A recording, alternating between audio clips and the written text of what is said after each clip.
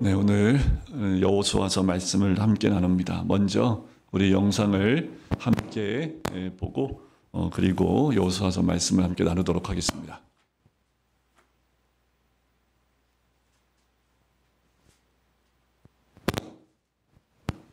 여호수아, 지금까지의 이야기를 한번 기억해 볼까요? 하나님은 아브라함을 택하셔서 그의 가족이 이스라엘 민족이 되게 하십니다. 이들은 후에 이집트의 노예가 되는데 하나님은 모세를 통해 그들을 이집트에서 구하셨죠.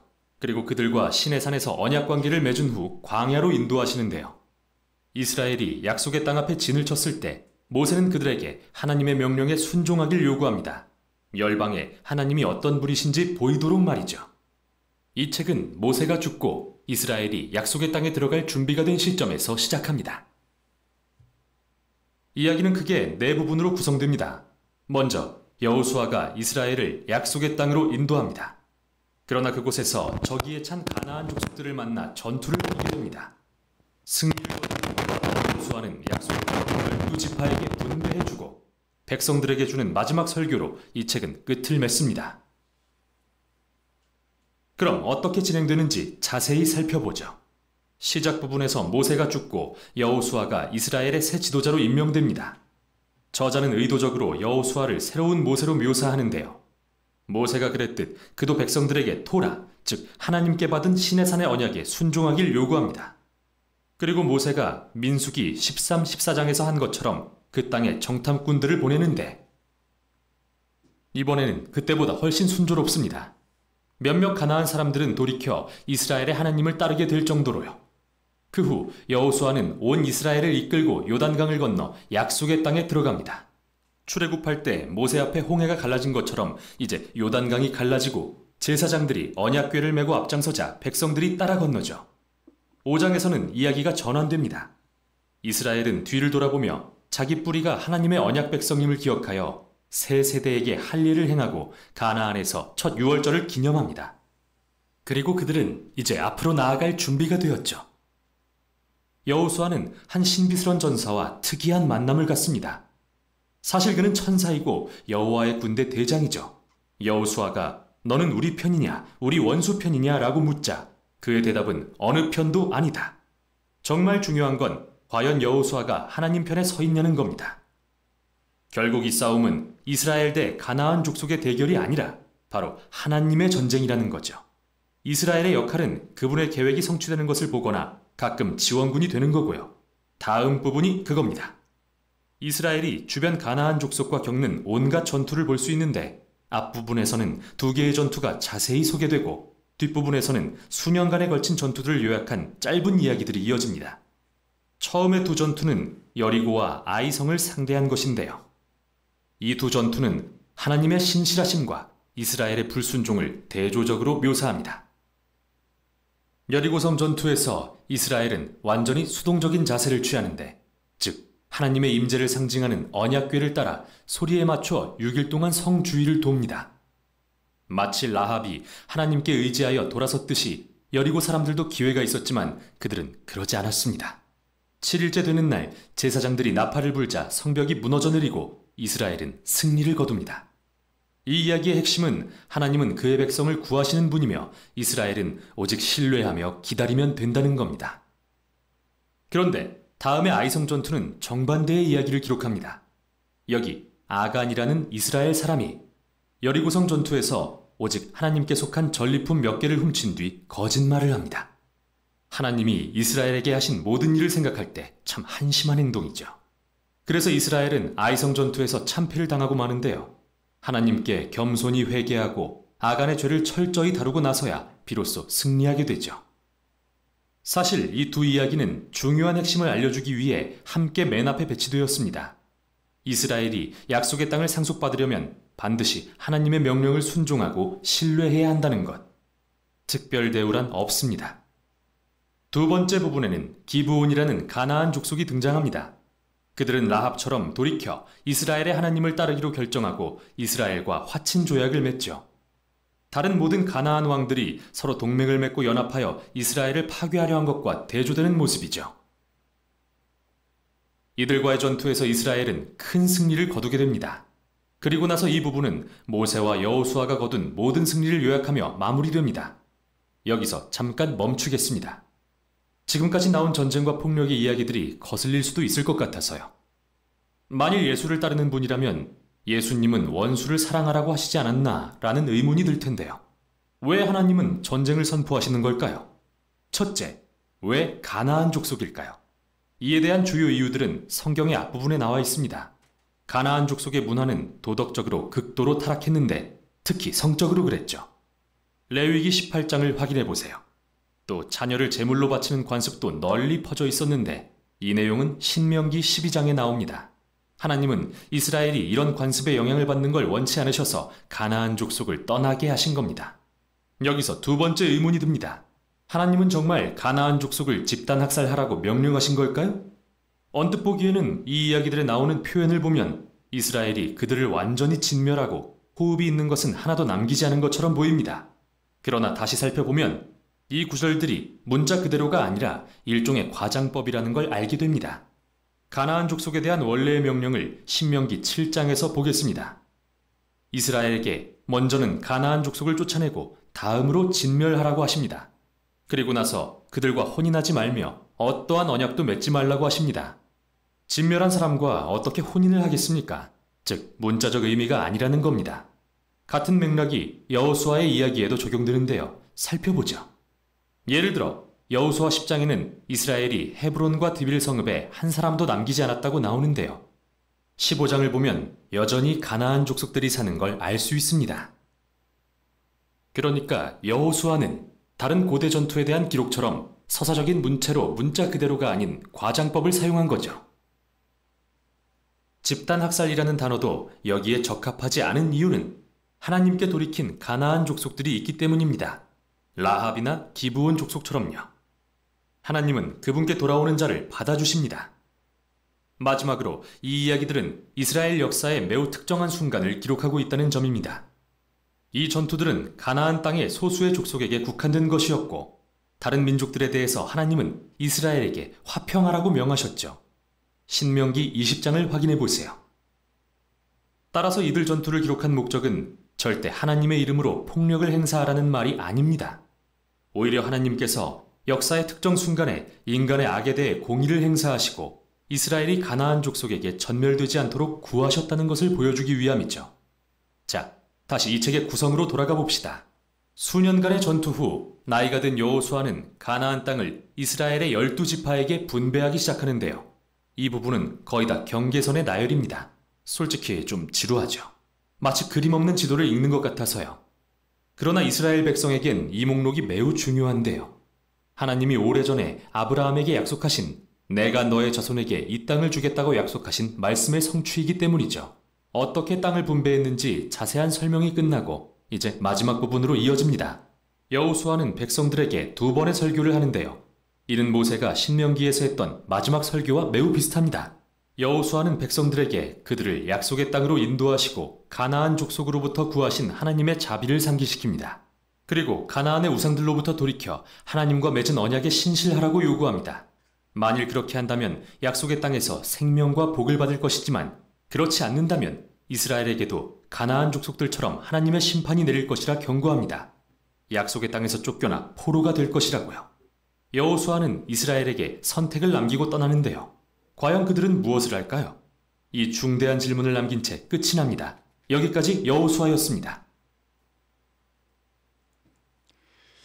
네, 여호수아서 전체를 한 8분, 9분 만에 정리를 했는데 정신이 없으시죠? 되게 빨리 넘어가죠. 그런데 이 내용을 굉장히 잘 정리하고 있는 그림으로 표현하기 때문에 중간중간에 이 여호수아서의 핵심적인 내용들도 또 우리가 궁금하게 여기는 것들도 이야기해 줍니다.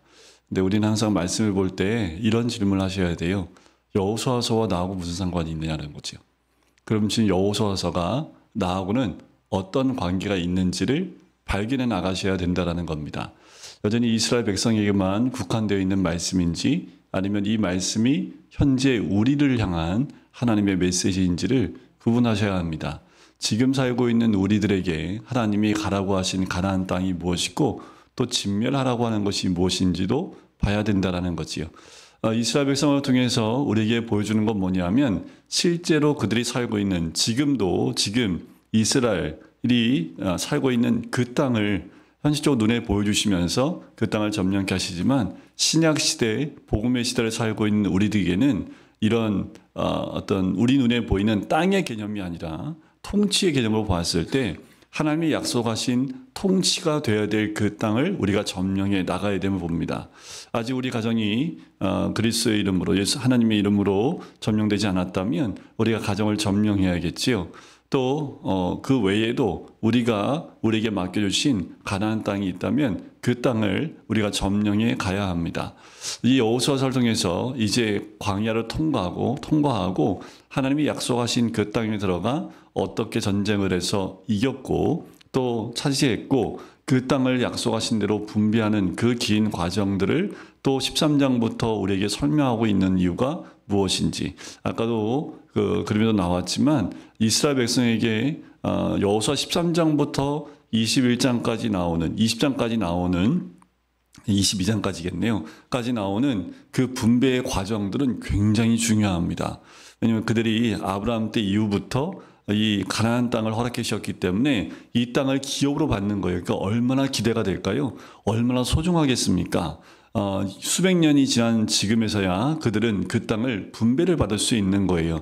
그러니까 그 분배받는 과정들을 적을 때 그 이스라엘 백성에게는 굉장히 그 내용이 소중하고 귀한 내용이지요. 우리한테는 그냥 뭐 제비 뽑아서 누가 어디 갔고 경계선만 보이는데 우리는 알지 못해요. 하지만 이스라엘 유대인들에게는 굉장히 중요한 부분이기 때문에 자세히 기록되어 있습니다. 그렇다면 또 이렇게 질문해 볼 필요가 있지요. 그러면 여호수아서 13장부터 22장까지의 내용은 우리하고 전혀 상관이 없는 걸까? 지명이 많이 나오고 분배를 어떻게 한 것이 쭉 나왔는데 그럼 그렇게 많은 지면을 할애해서 기록하고 성경의 말씀으로 기록하고 있는데 과연 그건 나하고 무슨 상관이 있을까? 라는 관점으로 13장을 바라보면 그것이 유대인들에게만 국한되어 있는 분배가 아니라 현재 이 땅에 살고 있는 우리들에게 분배에 대한 가장 귀한 메시지를 주고 있다는 것을 우리는 볼 수 있습니다. 자, 우리 성경을 한번 펴보고 말씀을 함께 나누어 보도록 할게요. 여호수아서 1장 말씀을 이제 펴보시고 여호수아서 1장에 보면 이제 여호수아가 이제 모세가 세운 리더로서의 첫 이제 시작되어지는 모습이 1장에 등장을 합니다. 모세가 죽은 후에 여호와께서 모세의 수종자 눈의 아들 여호수아에게 말씀하시지요. 이제까지 모세에게 말씀하셨던 여호와께서 이제는 그 뒤를 이을 리더인 여호수아와 말씀하는 것을 1장 1절에 선포하고 있는 것을 보게 돼요. 자, 이 여호수아서는 여호수아의 이름을 따서 책의 이름을 짓고 있지요. 눈의 아들 예수라고 합니다. 자, 원래는 헬라 말로는 번역하면 예수라는 이름이 여호수아라는 이름입니다. 원래 여호수아는 호세아라는 이름을 가지고 있어요. 그러니까 이게 지금 히브리식 언어로 바뀌면서 호세아가 여호수아가 됐고 이것이 신약에 넘어오면 예수라는 이름과 동일한 뜻을 갖고 있습니다. 그러니까 지금 여호수아서는 이 땅에 오신 메시아의 이름과 같은 그리고 메시아와 같이 하나님이 약속하신 땅을 점령케 하시는 하나님의 인도하심을 함께 나눌 수 있는 책이다 라고 보시면 되겠습니다. 자, 2절에 보면 내 종 모세가 죽었으니 이제 너는 이 모든 백성과 더불어 일어나 이 요단을 건너 내가 그들 곧 이스라엘 자손에게 주는 그 땅으로 가라라는 거예요. 이제 진군하여 그 땅을 점령하라고 여호수아에게 명령을 합니다. 자, 모세의 역할과 여호수아의 역할이 달라요. 여호수아도 이 광야를 다 통과했습니다. 애굽에서 함께 나왔던 여호수아입니다. 여호수아는 성장해서 20세 이상으로 애굽에서 나온 여호수아입니다. 그리고 40년의 그 광야 생활을 다 몸소 경험한 여호수아입니다. 그렇다면 그가 최소한 몇 세 정도 됐다고 짐작할 수 있을까요? 60세입니다. 왜냐하면 애굽에서 나올 때 성인으로 나왔다면 최소한의 나이가 20세입니다. 그게 1세대거든요. 근데 1세대가 광야에서 다 죽었지요. 그리고 1.5세대와 2세대가 가나안 땅에 들어가는데 그중에 2명만 살아남아요. 여호수아와 갈렙입니다. 근데 둘 중에 누가 나이가 많은지는 성경에 나와 있지 않기 때문에 나이는 알 수 없지만 대충 저희가 짐작해 볼 수 있는 건 여호수아가 리더로 세워졌을 때 최소한 나이가 60살이 넘었다라는 것을 짐작해 볼 수 있겠지요. 그러니까 60세 이상입니다. 지금 모세가 애굽에서 나올 때는 몇 세였을까요? 80세에 이스라엘 백성을 데리고 애굽에서 나왔지요. 그리고 도합 40년 광야 생활에서 120살에 하나님이 모세를 데리고 가셨기 때문에 모세가 실제로 사역을 시작한 건 80세입니다. 그 80세 모세와 함께 눈의 아들 여호수아가 수종자가 된 것. 그때 나이는 여호수아가 대략 40살 차이 나는 60살 정도 차이 나겠네요.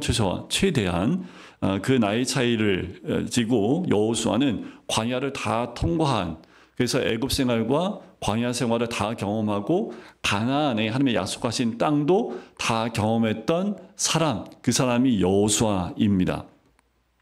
자, 이 여호수아가 이제 가나안 땅으로 들어가는데 모세의 역할은 광야를 통과하여 가나안 땅까지 오는 것이 모세의 역할이었고, 또 모세는 율법을 통해서 이스라엘 백성이 세상의 지배가 아니라 말씀의 통치와 말씀에 합당한 삶을 살 수 있도록 훈련되어지는 광야의 훈련 기간 가운데 하나님이 세우신 리더라면, 여호수아는 그 훈련 끝에서 이제 하나님이 약속하신 가나안 땅에 들어가 가나안 땅에 정착할 때 그 분배하고 정착하는 모든 과정들을 여호수아가 해 나가도록 맡겨진 그 사명을 감당한 사람이 여호수아입니다. 자, 그런데 좀 문제가 생긴 건 뭐냐면 여호수아가 너무 위대한 모세 밑에 있다 보니까 그 마음이 많이 떨릴 수밖에 없어요. 모세가 거의 200, 300만 명 되는 그 사람들을 어떻게 40년 동안 인도했는지를 다 눈여겨봤습니다. 그걸 감당하는 것이 결코 쉽지 않다라는 걸 이 여호수아는 알아요.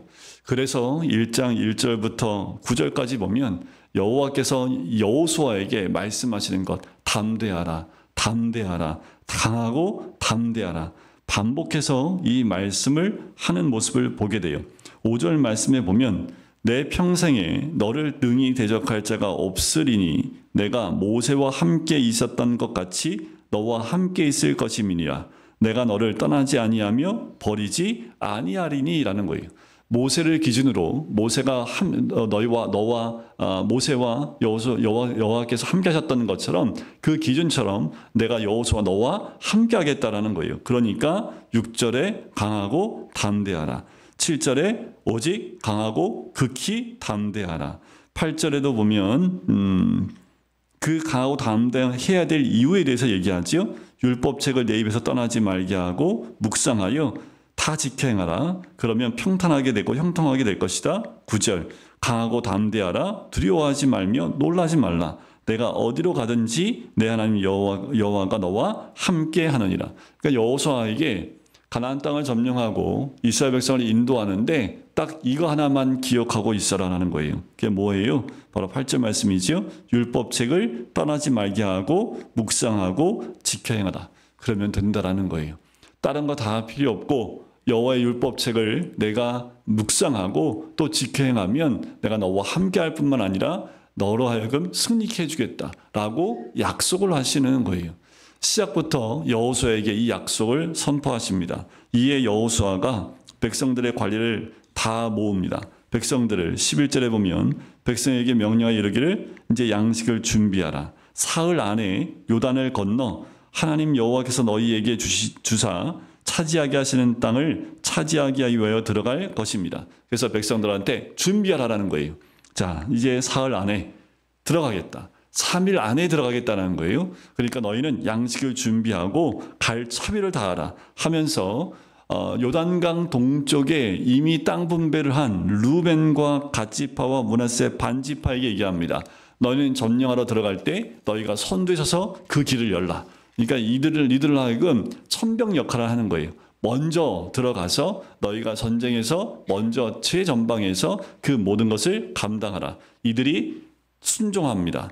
자, 그리고 17절에 이렇게 순종하지요. 우리는 범사에 모세에게 순종한 것 같이 당신에게 순종하려니와 오직 당신의 하나님 여호와께서 모세와 함께 계시던 것 같이 당신과 함께 계시기를 원하나이다. 누구든지 당신의 명령을 거역하며 당신의 말씀을 순종하지 아니하는 자는 죽임을 당하리니 오직 강하고 담대소서. 이제 여호수아에게 리더로서의 강하고 담대함을 이 민족들이 함께, 지파들이 함께 돕겠다라고 얘기를 해요. 그 가운데 2장에 넘어가면 이제 여호수아가 두 정탐꾼을 시딤에서 보내게 됩니다. 여리고로 보내요. 이 여리고는 요단강을 건너서 제일 먼저 들어가게 되는 성입니다. 이 성이 굉장히 견고했고 정말 어떠한 공격에도 무너지지 못할 만한 성이었습니다. 그만큼 여리고는 요단강을 건너서 들어오는 모든 것을 다 막아내는 이 가나안 땅 전체에서 가장 중요한 성입니다. 그리고 그만큼 여리고는 강하고 굉장히 크고 튼튼한 성으로 지어져 있어요. 난공불락이라 해도 과언이 아닐 만한 그 성입니다. 자, 여리고 성으로 두 사람을 정탐꾼을 보냅니다. 이 정탐꾼은 가서 한 가지 전에 12정탐꾼이 갔던 것과 좀 달라요. 이들이 가서 본 건 뭐냐면 당시에 여리고 안에 있는 사람들의 모습을 보고 옵니다. 특별히 라합이라는 기생 라합을 만나서 거기서 유숙을 해요. 그런데 이 여리고 사람들은 다 알아요. 이스라엘 사람이 누군지. 그래서 잡으러 옵니다. 라합이 보호해 주지요. 그리고 그들을 살려줍니다. 자, 이 사건이 2장에 나와요. 결국 라합은 다윗의 조상 가운데 있습니다. 그리고 보아스의 할머니이기도 합니다. 그러니까 예수님의 족보 가운데 올라가 있는 족보 가운데 있는 사람 중에 한 명이 라합입니다. 마태복음 1장에 등장을 해요. 자, 이 라합이 이 두 정탐꾼을 보내면서 뭐라고 얘기하는지 보세요. 9절에 보면 말하되 여호와께서 이 땅을 너희에게 주신 줄 내가 아노라. 우리가 너희를 심히 두려워하고 이 땅 주민들이 다 너희 앞에 간담이 농난이라는 거예요. 이미 이 땅이 너희 땅이라는 것을 우리가 다 알고 있다라는 거예요. 이게 무슨 말입니까? 이 정탐꾼이 가면 뭐 해야 돼요? 그 땅을 어떻게 점령할지, 어떻게 공격해 들어가야 될지 이것을 보러 가야 되는데 그걸 보러 들어갔는데 정작 듣는 건 뭐예요? 그 땅 사람들이 이미 전의가 상실됐다. 아무것도 할 수 없는 상태에 이르렀다라는 것을 얘기해요.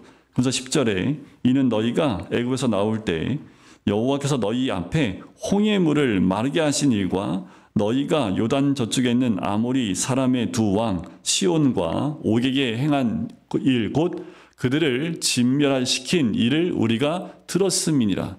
이미 이 이스라엘 백성들이 어떻게 광야를 통과했는지 다 들었다라는 거예요.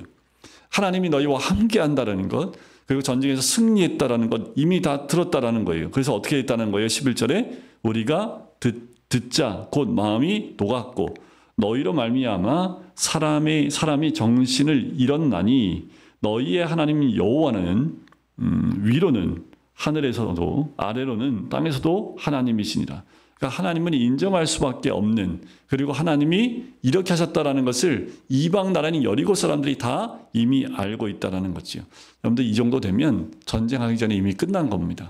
이미 하기도 전에 이들의 마음은 이미 졌다라고 인정하고 있는 거지요. 이 정탐꾼이 그 모든 것을 듣고 돌아와요. 하지만 이 라합이 그러면서 자기를 살려달라는 그 의미를 했을 때 15절에 보면 라합이 그들을 창문으로 내리달지요. 그리고 18절에 보면 붉은 줄을 메고 있으면 그 집안에 있는 사람은 보호를 받습니다. 자, 그런데 여기서 이 여리고 성 가운데 이 이중성으로 되어 있습니다. 그러니까 성벽이 이중으로 되어 있어요. 아무리 공격해도 외벽 성벽은 무너뜨릴 수 있어도 내벽에 또 성벽이 있기 때문에 그 성벽까지 무너뜨리고 들어오는 것이 거의 불가능하거든요. 그런데 이 라합이 지금 어디에 살고 있는 거예요? 줄을 따라서 내리다르는 거 보니까 내벽이 아니라 외벽에 살고 있다는 것을 알 수 있죠. 그 말은 외벽에 거기에 살고 있는 사람들은 극빈자 아니면 이렇게 기생이라든가 그 사회에서 가장 낙후된 사람이 살고 있는 것이 가장 외벽에 삽니다. 그러니까 공격에 가장 취약한 곳에 살고 있는 거지요. 하지만 나중에 6장과 7장에 보면 다 무너져도 라합이 살고 있는 그 집, 붉은 줄이 메어져 있는 그 집은 무너지지 않는 것을 보게 되지요. 하나님의 약속하신 것을 보게 됩니다. 자, 이렇게 돌아와요. 그리고 이 모든 소식을 듣고 3장에 가면 이제 여호수아가 아침에 일찍 일어납니다. 백성들을 다 깨워요. 자손과 더불어 시딤에서 떠나 요단에 이르러 거기 가기 전에 거기서 유숙합니다. 그래서 여호수아는 새벽부터 일어나 백성들과 함께 그 요단강을 건너가기 위한 준비를 하고 있는 모습을 봐요. 자, 모세가 이 홍해를 건너는 사건과 여호수아가 요단강을 건너는 사건이 똑같지만 방법은 달라요. 모세가 하나님이 주신 지팡이를 높이 들었을 때 밤새도록 바람이 불어서 홍해를 갈랐지요. 그런데 이 여호수아에서 요단강을 건널 때는 어떻게 합니까? 요단강 가운데 법궤를 맨 제사장들이 요단강으로 딱 들어가면 발을 내딛는 그 순간부터 저쪽에서 댐이 하나 형성이 됩니다. 내려오던 물이 딱 멈춰요. 그런데 이 시기가 어떤 시기냐면 물이 가득 찬 시기입니다. 그러니까 지금 요단강 지금 가도요. 요단강은 강이라고 할 수 없을 만큼 굉장히 조그만 강이 되게 작아요. 우리나라에 있는 강을 비교해 보면 글쎄요. 저도 못 가봤지만 사진을 보면 정말 이렇게 그냥 건너갈 수 있을 정도의 그러니까 시냇물보다는 좀 많이 흐르고 그리고 한강에 비하면 너무나 왜소한 그런데 이게 철 따라 달라요. 우리나라도 비가 많이 오면 한강이 좀 불어나지요. 높이 수위가 올라가잖아요. 그러니까 지금 여기도 요단강을 건널 때 물이 없었던 시기가 아니라 물이 굉장히 많았던 시기입니다. 그러니까 물이 굉장히 많이 흘렀던 시기. 그 시기에 이제 요단강 가운데 언약궤가 쓰는 거예요. 그래서 위에서 내려오는 물이 막힙니다. 자, 물이 쓰게 되는데 보시면 15절에 보면 그 말이 나와요. 요단이 곡식 거두는 시기에는 항상 언덕에 넘치더라. 궤를 맨 자들이 요단에 이르며 궤를 맨 제사장들이 발이 물에 잠기자 곧 위로부터 흘러내리던 물이 그쳐서 사르단에 가까운 매우 멀리 있는 아담 성읍 변두리에 있나니 한 곳에 쌓이고 아라바의 바다 여매로 향하여 흘러가는 물은 온전히 그침에 백성이 여리고 앞으로 바로 건널세라는 거지. 지금 요단강을 건너가는데 하나님의 언약궤를 맨 온 땅에 주의 언약궤가 요단 가운데 서요. 그 숨과 동시에 물이 흐르는 것이 멈춰집니다. 그리고 마른 땅에 섰을 때 이제 이 이스라엘 백성이 그 사이로 지나가는 거예요. 지금 이 지나가고 다시 언약궤를 맨 제사장이 나왔을 때 물이 다시 흐르게 됩니다. 자, 요게 이제 3장에 나와 있는 모습이지요. 4장은 그것을 기념해서 그 물속에서 물 안에서 돌멩이 12개를 가지고 나오게 합니다. 그리고 요단강을 건너와서 돌탑을 쌓게 해요. 그것이 바로 요단강을 건너온 기념비로 세우라고 말씀을 하지요. 자, 여기서 우리가 한 가지. 자, 홍해를 건너는 사건과 요단을 건너는 사건은 이제 광야로 들어서는 사건이 홍해를 건너는 사건이라면 광야를 끝맺고 약속의 땅으로 들어가는 것이 요단 도하입니다. 요단강을 건너는 겁니다. 자, 홍해를 건널 때와 요단강을 건널 때의 차이점은 뭐냐면 홍해를 건널 때에는 애굽에 있는 모든 것이 죽어요. 세상에 있는 모든 것을 다 죽이고 예수의 생명으로 다시 태어난다는 의미가 홍해가 있습니다. 그것을 곧 세례라고 얘기를 하지요. 그래서 홍해를 건너야 이들이 세상에 대해 죽고 그리스도를 향하여 다시 살아나는 삶으로 나갈 수 있는 거지요. 그래서 우리는 날마다 세례의 삶을 살아야 됩니다. 광야를 살아갈 땐 세례의 삶이 주 핵심입니다. 그러면 요단강을 통하여 들어갈 때는요, 뭐가 죽는 걸까요? 자, 동일하게 홍해에서 물을 통과하며 죽었던 그 모습들이 이제는 요단강을 건너면서 또 뭐가 죽어야 될까요? 자, 이 부분에서는 우리가 요단강을 건널 때 요단강에 수장시켜야 될 게 뭐냐면 광야의 습성을 다 수장시켜야 합니다. 광야 가운데 이들이 가졌던 가장 중요한 습성이 뭐였을까요? 순종이었습니까? 불평이었습니까? 광야 가운데 이들이 가지고 있었던 모든 죄의 모습들, 그 모든 것들을 요단강 가운데 다 수장시켜야 됩니다. 그리고 하나님이 약속하신 가나안 땅에 들어가면 온전히 이 언약궤를 따라간 것처럼 언약궤의 통치와 율법궤, 언약궤에 의해서 100% 통치되어지는 하나님의 은혜를 누리는 곳이 가나안 땅이라는 의미가 있습니다. 그래서 우리가 요단강을 건넜는지, 여러분들 뭐 찬송에 보면 요단강 건너면 뭐 하늘나라 가는 것처럼 표현하지만 그런 의미가 아닙니다. 그럼 요단강 지나간 사람 다 죽어야 되잖아요. 그렇지 않아요.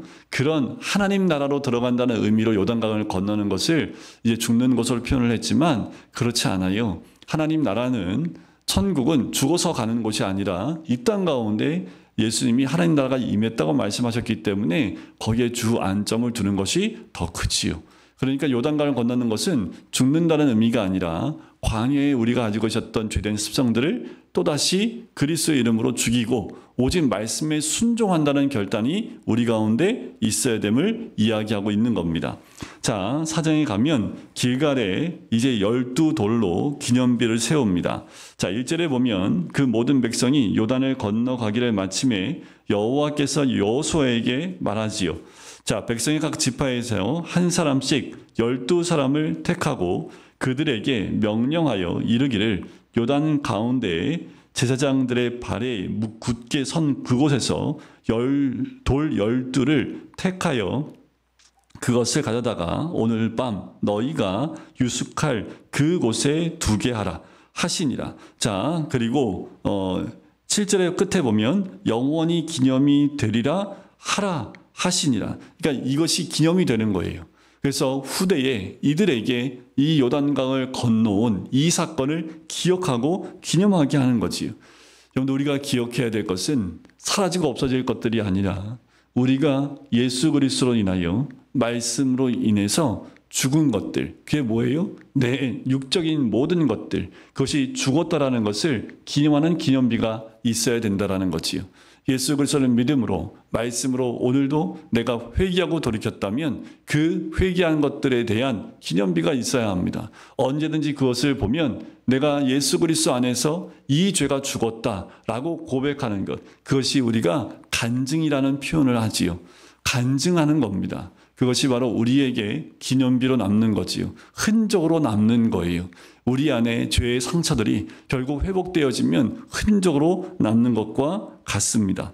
자, 9절에 보면 여호수아가 또 요단 가운데 곧 언약궤를 맨 제사장들의 발이 선 곳에 돌 12를 세웠더니 오늘날까지 있더라. 그러니까 요단강 안에도 12돌을 또 세우게 되지요. 자, 그리고 다 건너가게 됩니다. 다 건너가고 난 다음에 13절에 보면 무장한 4만 명 가량이 여호와 앞에서 건너가 싸우려고 여리고 평지에 이르니라 하면서 이제 다 건너가게 됩니다.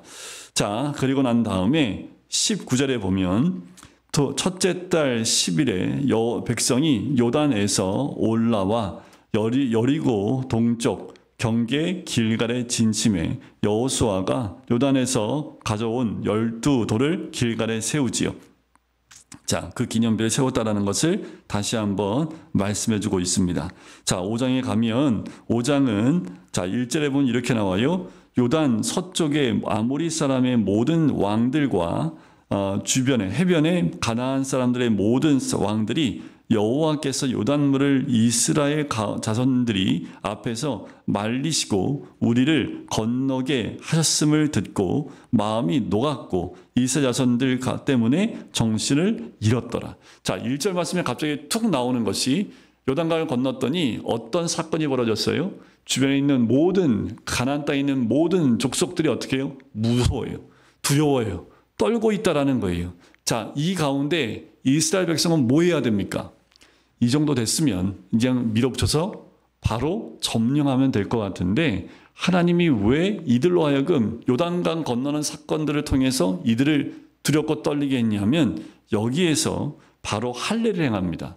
자, 2절부터 12절까지 내용이 할례의 내용이 나오는데 왜 할례를 행하냐 하면 애굽에서 나올 때 1세대는 할례 받은 사람들이었습니다. 다 죽었죠. 1.5세대도 다 할례를 받았어요. 왜냐하면 애굽에서 태어났기 때문에 단지 성인 되기 전에 애굽에서 나왔다는 것뿐이죠. 그런데 광야에서 움직일 때 그때 태어난 자녀들은 아직 할례를 받기 전입니다.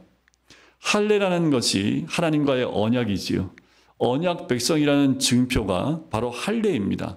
그런데 광야에서 태어난 자녀들은 아직 할례를 받지 못했기 때문에 하나님이 명령한 그 전쟁을 행하기 위해서는 먼저 해야 될 게 뭐예요? 하나님과의 언약의 표징인 할례가 필요했던 거지요. 우리가 생각하기에는 그들이 이미 두려워 떨고 있기 때문에 가서 점령하면 될 것 같지만 이 싸움은 이스라엘 백성과 이 가나안 백성과의 싸움이 아니라는 거예요.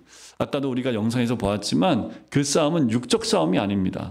이 전쟁은 하나님의 전쟁이에요. 그럼 하나님 방법으로 해야겠지요. 그러니까 어떻게 해요? 할례를 행해야 되는 거지요. 그래서 이들이 하나님 백성임과 또 하나님이 택한 백성임이 이미 이들 가운데 증명이 되어야 합니다. 그래서 할례를 행하게 하지요. 그래서 할례를 다 행하고 그리고 11절에 보면 유월절 이튿날, 그러니까 유월절을 거기서 바로 지키게 됩니다. 이동안 이렇게 할례를 행하는 동안 여러분들 남성이 할례를 받고 난 다음에 일정 기간은 전혀 움직이지 못합니다. 그 사이에 만약에 이방 백성들이 치고 들어오고 전쟁을 일으키면 다 죽을 수밖에 없어요. 감당할 수 없지요, 숫자를.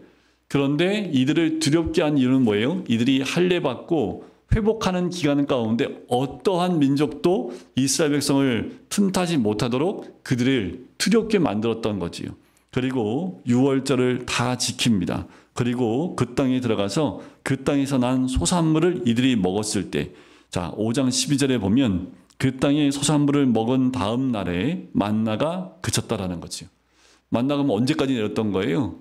이렇게 이 요단강을 건너와서 그리고 유월절을 지키면서 그 다음날 그 땅에 있는 소산을 먹었던 그 날부터 만나가 그치게 됩니다. 그러니까 만나는 이들이 광야로 들어서면서부터 그리고 이 요단강을 건너서 가나안 땅에 들어오기까지 단 하루도 끊이지 않고 이들에게 주셨던 하늘의 양식입니다. 그것이 말씀하신 대로 요단강을 건너서 그 땅의 소산물을 먹었을 때 드디어 멈추게 됐던 거지요.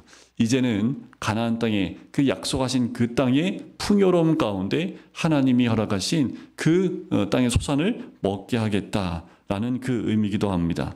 그리고 13절부터 15절 3절에는 아까도 잠깐 보았지만 여호와의 군대 대장을 여호수아가 만나요. 근데 여호수아는 뭐라고 질문했다고요? 너는 내 편이냐 아니면 저의 편이냐 이거 갖고 얘기합니다. 하지만 여호와의 군대 장관이 뭐라고 합니까? 자 13절에 보면 두 번째 줄의 끝에 보면 여호수아가 나와서 그에게 묻되 우리를 위하느냐 우리의 적들을 위하느냐 그가 이르되 나는 여호와의 군대 장관으로 지금 왔느니라 하는지라 여호수아가 얼굴을 땅에 대고 엎드려 절하고 그에게 이르되 내 주여 종에게 무슨 말씀하시려니까 하니까 15절에 뭐예요? 내 발에서 신을 벗으라. 자 모세가 하나님 만났을 때 출애굽기 3장에서 처음 만났을 때 그 여호와께서 모세에게 했던 말씀과 똑같지요. 내 발에서 신을 벗으라. 내가 선 곳은 거룩하니라. 하니 여호수아가 그대로 행하니라. 자 모세를 만났던 여호수아. 모세가 여호수아를 만났을 때에도 또 가나안 땅을 점령하러 들어갈 때 여호수아가 만났던 그 군대 장관도 동일하게 얘기합니다. 내 발에 신을 벗으라. 그것은 이런 의미가 있지요. 그 신은 내가 원하는 곳으로 가는 것이지만 신을 벗는다는 건 종을 의미합니다. 그것은 내 뜻이 아닌 누구요? 여호와의 뜻에 온전히 순종한다. 그것이 거룩함을 드러내는 거지요. 우리가 거룩해지는 방법은 내 신을 벗고요. 그 벗은 상태로 주인이신 주님의 뜻을 행하는 것 그것이 온전한 거룩함이다 라고 말씀하는 거예요. 그 신을 벗지 않으면 우리는 거룩해질 수 없는 거지요. 그러니까 여호수아는 내 편이냐 적군의 편이냐 라고 했을 때 이 군대 장관은 그런 말 안 해요. 왜요? 여전히 여호수아는 내 편, 네 편 가르지만 여호와의 편이 중요한 것이지 네 편, 내 편이 중요한 것이 아니라는 겁니다. 지금도 편가르기 하고 있고 편 나누기를 하고 있지요. 다 내려놓고 여호와의 편이 어디냐 이것이 중요하다라는 거예요. 여호와의 편의 선자가 누구냐 이것이 더 중요한 거지요. 여호수아도 여호와의 편에 선 것이 더 중요한 것처럼 그래서 발에 신을 벗고 그리고 거룩한 땅 가운데서 주의 말씀에 순종하기로 결정하는 것 그것이 바로 여호와의 편에 서는 모습인 줄 믿습니다.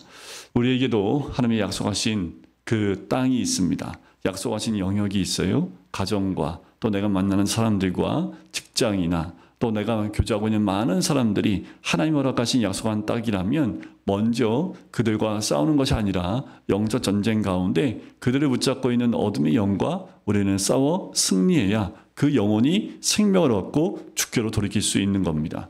육을 붙잡고 있는 어둠의 영을 하나님께서 완벽하게 진멸하게 원하신다라는 거지요. 그 전쟁은 영적 전쟁이고 또 하나님이 우리에게 허락하신 전쟁이기 때문에 여러분들 우리가 해야 될 것은 그 영혼을 살리고 그 영혼이 하나님이 택한 백성으로 돌아올 수 있도록 우리가 늘 깨어서 그 전쟁에 승리할 수 있도록 선포하고 우리가 먼저 순종함으로 주님께 나가는 주의 백성이 되어야 될 줄 믿습니다.